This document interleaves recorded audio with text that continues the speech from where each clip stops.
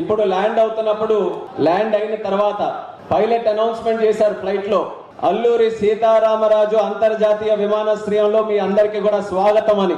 ఆ మాట వినడానికి ఎన్నో సంవత్సరాల నుంచి మనం ఎదురు చూస్తూ ఉన్నాం. వాస్తవానికి చెప్పుకోవాలనంటే ఈ యొక్క భోగాపురంలో ఎయిర్పోర్ట్ అన్నటువంటి బీజం వేసినటువంటిది మన విజనరీ లీడర్, మన ముఖ్యమంత్రి వర్యులు శ్రీ నారా చంద్రబాబు నాయుడు గారు.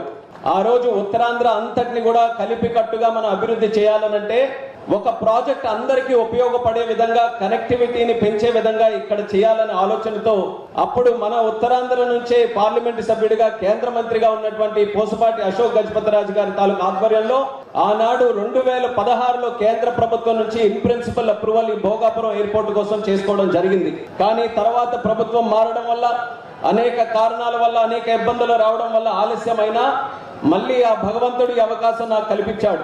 ఈ మూడోసారి ఈ యొక్క ప్రాంతం నుంచి పార్లమెంట్ సభ్యుడిగా గెలిచి మళ్ళీ కేంద్ర మంత్రిగా సివిల్ ఏవియేషన్ శాఖగా నాకు చేసిన తర్వాత ఇది దేవుడు నాకు ఇచ్చినటువంటి ఒక వరంగా భావించి 18 నెలల్లో ప్రతి ఒక్క నెల కూడా ఇక్కడ ప్రత్యేకంగా రివ్యూలు పెట్టుకొని చంద్రబాబు నాయుడు గారు మాకు ఒక ఛాలెంజ్ ఇచ్చారు. ఎప్పటికల్లా పూర్తి చేస్తారని మొదటి నెలలోనే ఇక్కడ రివ్యూ మీటింగ్ పెడితే ముఖ్యమంత్రిగా ఆయన అడిగిన తర్వాత మేము డిసెంబర్ 26కి ఇది కంప్లీట్ చేయాలని ఉంది సార్ అని చెప్తే, డిసెంబర్కి కాదు ఉత్తరాంధ్ర అభివృద్ధి చెందడానికి ఇది ప్రధాన కారణం కాబోతుంది కాబట్టి 6 నెలల ముందే దీన్ని పూర్తి చేయాలని ఆ రోజు చెప్పారు.